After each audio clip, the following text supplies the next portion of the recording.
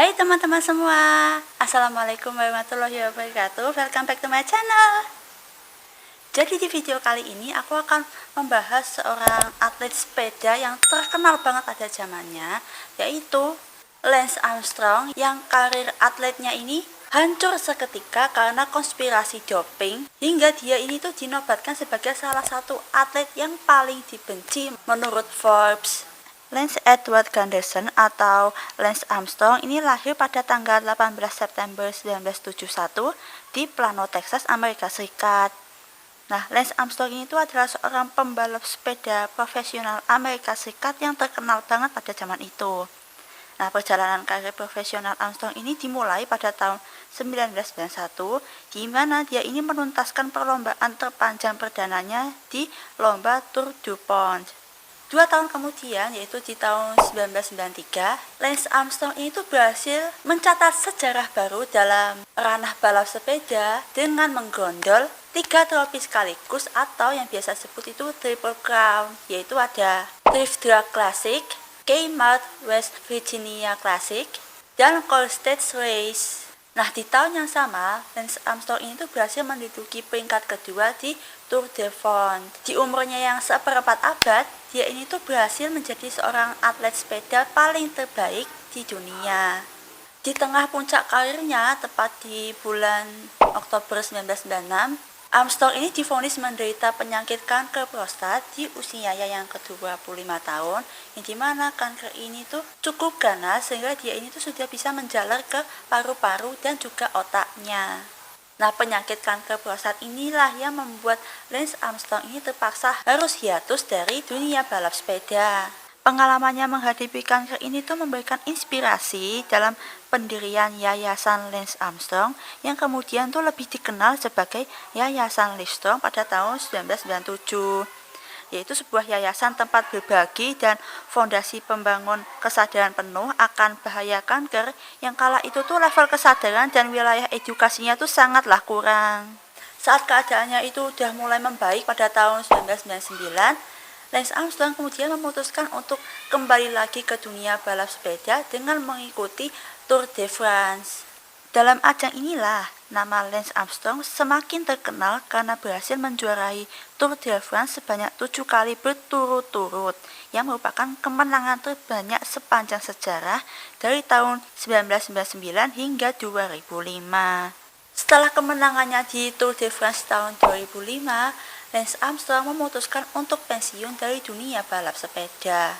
Reputasinya Armstrong sebagai seorang pembalap sepeda yang terbaik di dunia ini tuh tiba-tiba hancur ketika sebuah koran Prancis L'Equipe edisi Senin mengungkap telah mendapat dokumen hasil pemeriksaan lab yang memastikan sampel yang diambil dari Armstrong pada tahun 1999 saat dia ini menjuarai Tour de France itu positif menggunakan doping. Buat kalian yang belum tahu apa itu doping, jadi doping itu mengacu pada penggunaan obat peningkat performa oleh para atlet agar dapat meningkatkan performa atlet tersebut. Nah, akibatnya doping ini dilarang oleh banyak organisasi olahraga. Dalam kasusnya Lance Armstrong, jenis doping yang digunakan itu adalah doping melalui transfusi darah. Pada awalnya, Lance Armstrong tuh nggak mau mengakui kalau dia ini tuh menggunakan doping selama karirnya itu. Dia bilang dia nggak mungkin banget senekat itu pakai doping, karena dia kan punya riwayat penyakit kanker kan. Nah, kalau misalkan dia pakai doping, bisa jadi kan itu malah memicu penyakit kankernya lagi, gitu. Armstrong juga meyakinkan kalau dia ini tuh tidak pernah gagal melewati tes doping selama karirnya itu.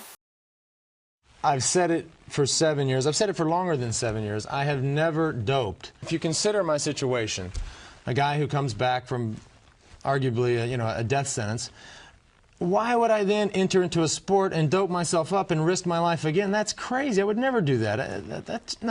No way. As far as I'm concerned, this is really going to be the end of the story. This is sort of my last public appearance on it, and there's nothing else I can do. Nah, sejak kualifikasinya Lance Armstrong ini, beritanya dia tentang doping ini makin lama makin hilang.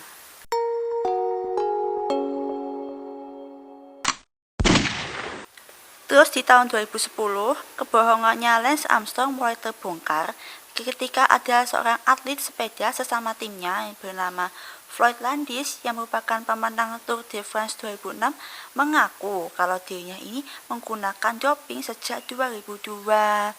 Nah, dia mengatakan kalau Lance Armstrong adalah orang yang mengenalkannya kepada doping.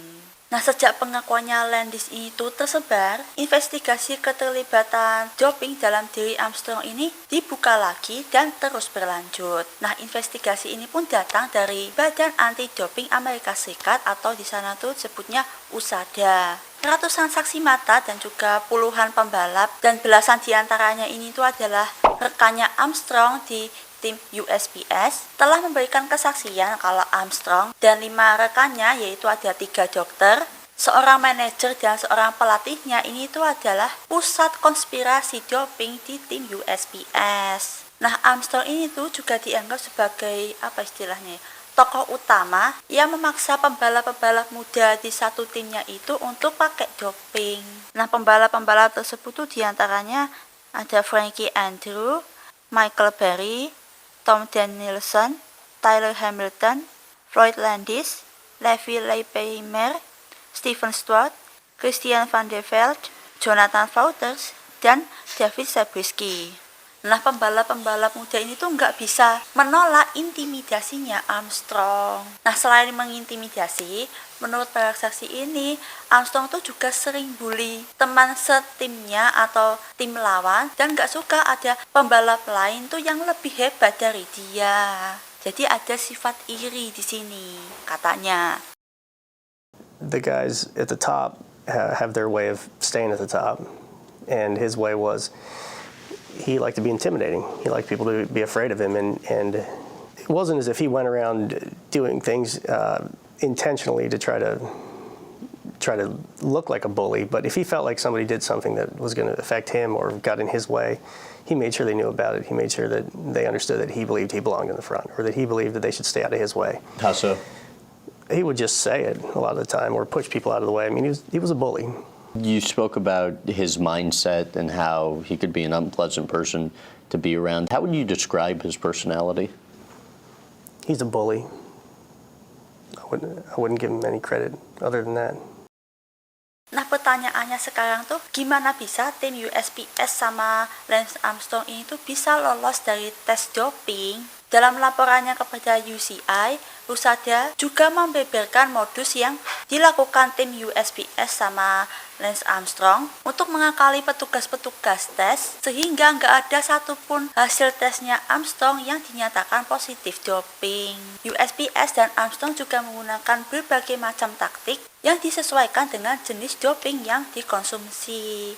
Nah, yang mengejutkan, teknik yang digunakan untuk menghindari tes doping ini tuh cukup simpel, yaitu dengan menghindar, bersembunyi, dan kabur dari petugas tes doping. Nah, jaringan konspirasi dopingnya USPS ini juga menyebar puluhan mata-mata untuk mendeteksi di hotel mana petugas tes ini tuh menginap. Jika informasi ini didapat, maka tim USPS ini tuh akan menginap di hotel yang jauh dari hotel yang ditinggali sama petugas tes. Nah, jika pertemuannya dengan petugas tes ini tuh nggak bisa dihindari, maka tim USPS akan mengulur waktu untuk memberikan kesempatan kepada dokter tim ini untuk melakukan transfusi darurat supaya bisa menghilangkan jejak doping.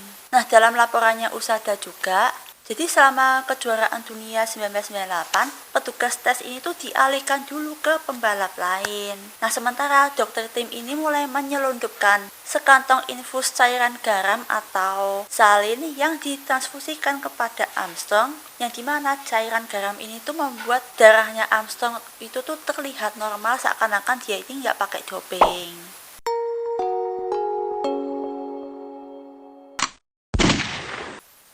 Pada bulan Juni 2012, setelah melakukan penyelidikan secara intensif, akhirnya USADA menyatakan kalau Lance Armstrong secara sah menggunakan doping.